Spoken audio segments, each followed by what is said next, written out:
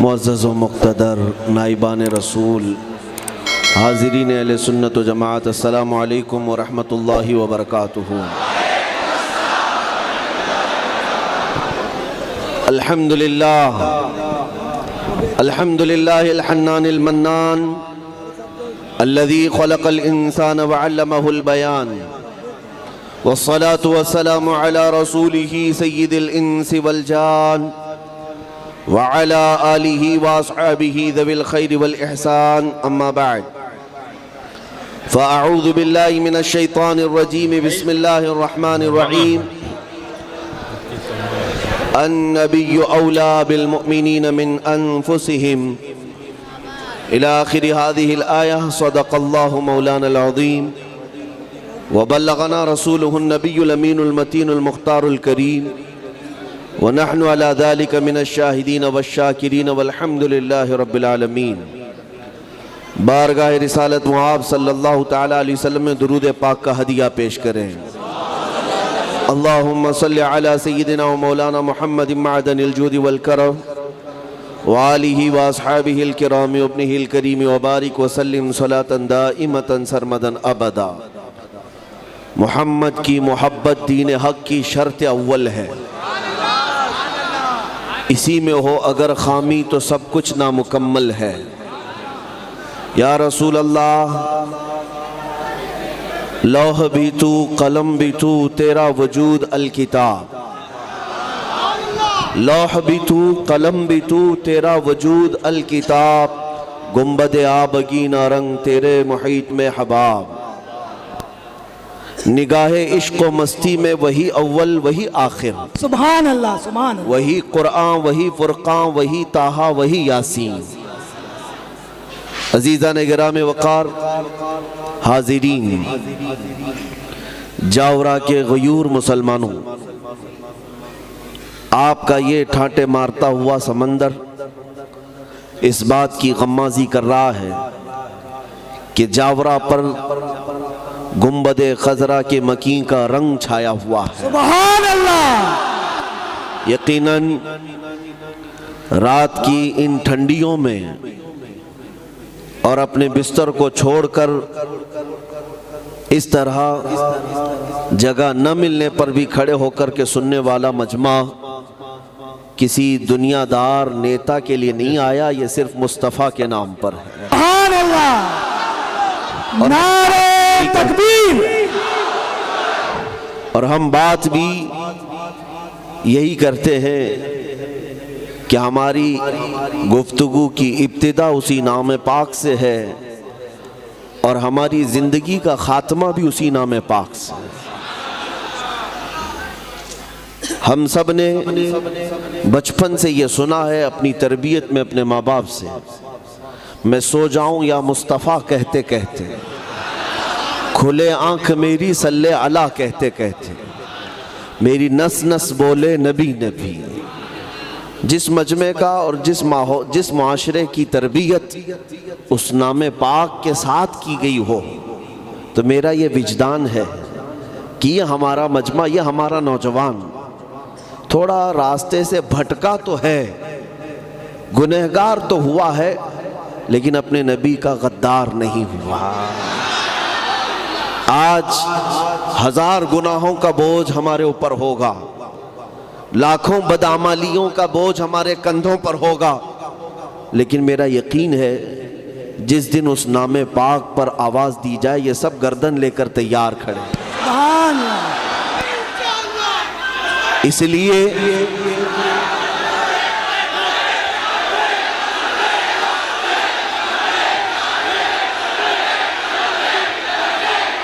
اللہ عز و جل ان جذبوں کو سلامت رکھے۔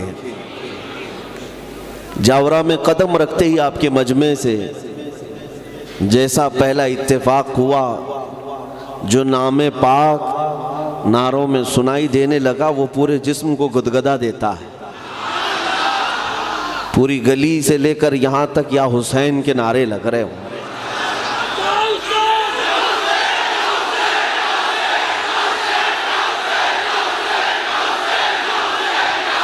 میرے عزیزوں،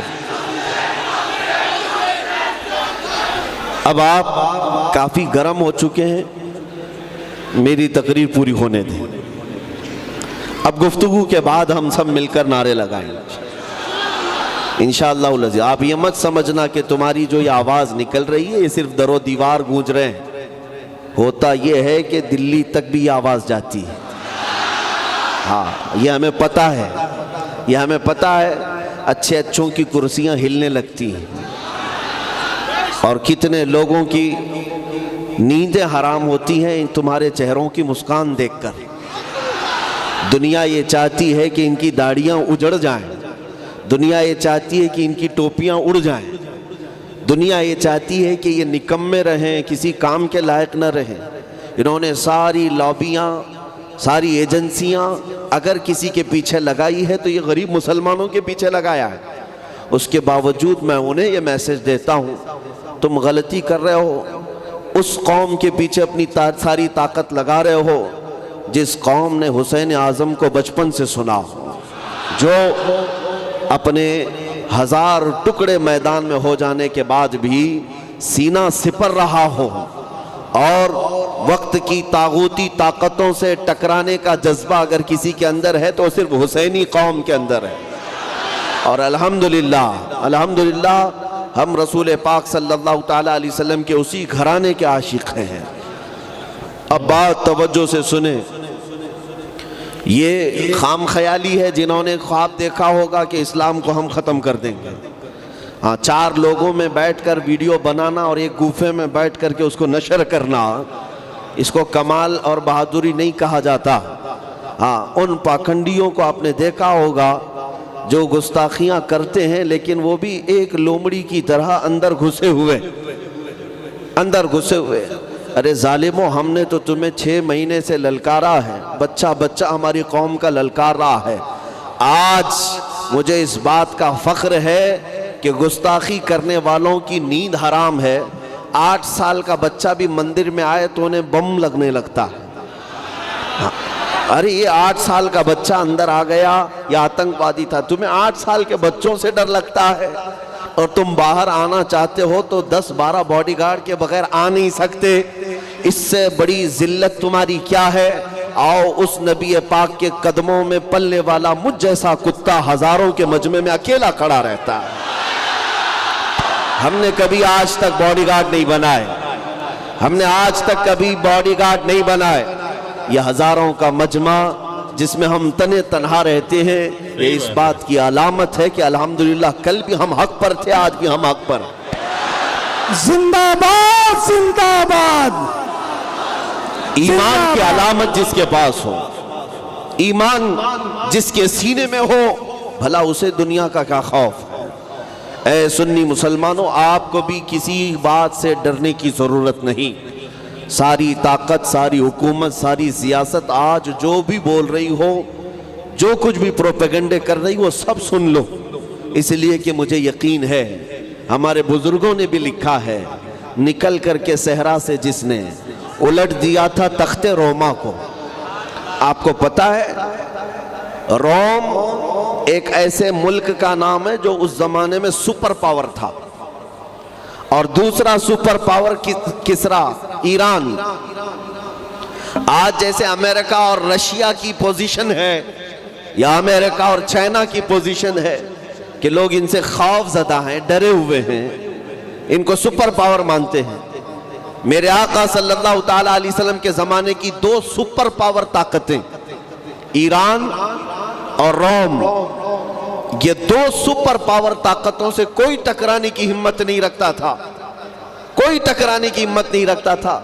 لیکن جانتے ہیں مدینہ طیبہ کے رہنے والے میرے آقا کے چند غلام، جن کے پیروں میں چپل بھی نہیں، جن کے لباس میں پیوند لگے ہوئے ہیں، لیکن وہ مدینے سے نکل کر جب ایران کی سرحدوں کو پھلانتے ہوئے آتے ہیں، دنیا نے دیکھا کہ محمد الرسول اللہ کی یہ جماعت نے کسرا کے تخت کو بھی پلٹا، قیصر کے تخت کو بھی پلٹ دیا۔ سپر پاور طاقتیں اگر کسی سے گری ہیں تو میرے مصطفیٰ کے قدموں میں پلنے والے غلاموں سے پلی، بدل گئی، دنیا نے دیکھا ہے۔ اب میں آپ کو بتا رہا ہوں یہ خوف جو انہیں لاحق ہے وہ اسی بات کا ہے۔ آپ سنتے رہتے ہوں گے کہ آدمی کو جس بات کا خوف ہوتا ہے وہ بڑبڑ کرنے لگ جاتا ہے. ہاں، جب کسی کو زیادہ خوف آ جائے تو جلاب لگ جاتے ہیں یا الٹیاں کرنے لگتا ہے. تو ان پاکھنڈیوں کو آپ دیکھیں، یا تو یہ الٹیاں کر رہے ہیں یا جلاب کر رہے ہیں. ان کا مسئلہ صرف یہ ہے، وہ اپنی قوم کو ڈرا رہے ہیں اور کہہ رہے ہیں کہ تم اگر آج بیدار نہیں ہوئے تو یہ مسلمان 2029 میں پرائم منسٹر بن جائیں گے. سن رہے نا آپ؟ یہ خوف ہے، انہونا خوف، اندرونی خوف ہے کہ 2029 میں یہ بن جائیں گے، وہ بن جائیں گے. ہم نے کبھی نہیں کہا. کبھی کہا؟ ارے ہمارے لیڈر تو ماشاءاللہ ایسے جا کر کے بیٹھے ہوئے ہیں جیسے مرغی انڈے دینے کے بعد خاموش ہو جاتی ہے. ہاں، جن کو کرسیوں پر بٹھایا گیا ان کو کڑک لگ گیا ہے، نہ وہ اب انڈا دے سکتے نہ بچے دے سکتے.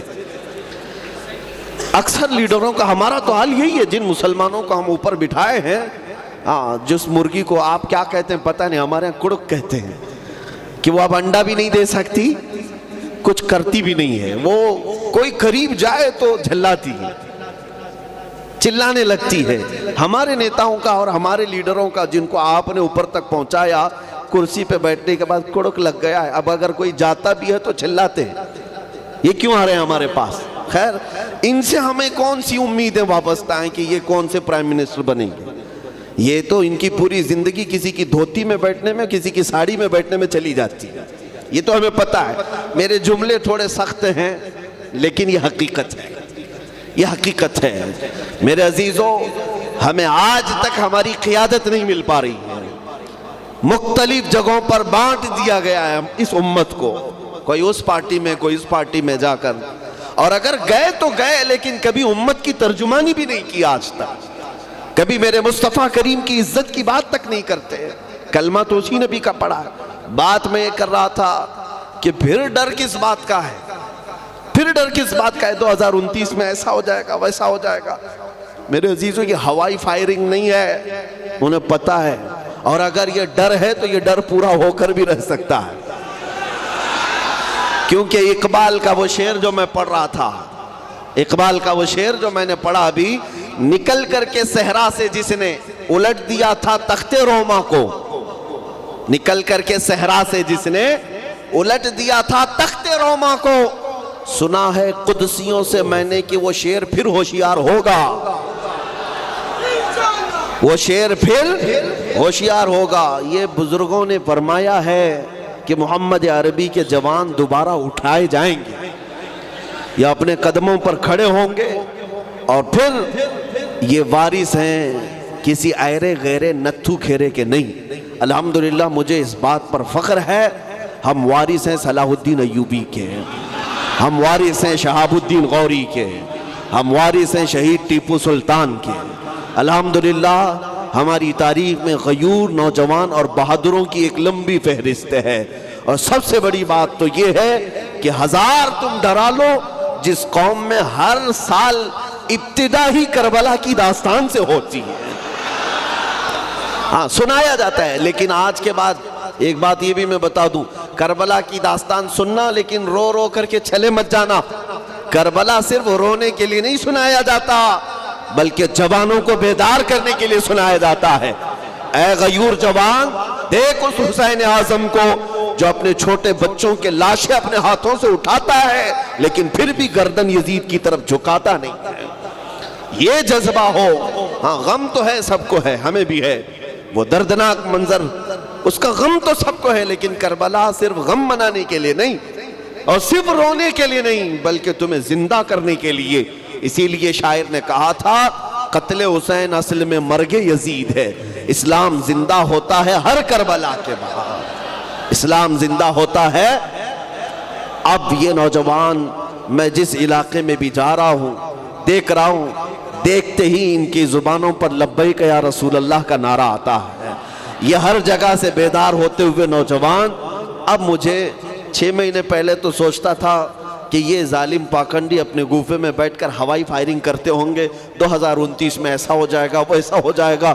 لیکن اب اس مجمع کو دیکھ کر کے یقین بھی ہونے لگ گیا ہے کہ نبی پاک صلی اللہ تعالیٰ علیہ وسلم کے دیوانوں کا ہجوم اب ایک پرچم تلے جمع ہونے کے لیے تیار ہو چکا ہے. ہمارے ہزار اختلافات ہوں، ہمارے ہزار اختلافات ہوں، لیکن گنبد خضرا کی چھاؤں میں ہم سب اکٹھا ہو سکتے ہیں۔ اس نام پاک محمد رسول اللہ صلی اللہ تعالیٰ علیہ وسلم کی تاثیر یہ ایسی ہے کہ ہر قلب کو اپنی طرف موہ لیتا ہے، ہر دل کو اپنی طرف کھینچ لیتا ہے وہ نام پاک۔ عزیزان گرام وقار، میں آج بات جو عرض کرنے جا رہا تھا وہ یہ ہے کہ اس پوری بھری دنیا میں ہمارا ہے کون؟ ہمارا ہے کون؟ میں بڑی تلاش کے ساتھ کہتا ہوں، کون ہے جس کو آپ السلام علیکم ورحمۃ اللہ وبرکاتہ۔ بھائی لوگ، اگر یہ تقریر اچھی لگی ہو تو ہمارا چینل سبسکرائب کریں اور لائک کریں اور فالو کریں، اور اگر ویڈیو اچھی لگی ہو تو ہم دوسرا آپ کمنٹ میں ڈالیں، انشاءاللہ تعالی ہم دوسرا ویڈیو پھر آپ لوگ کو لیے بنائیں گے۔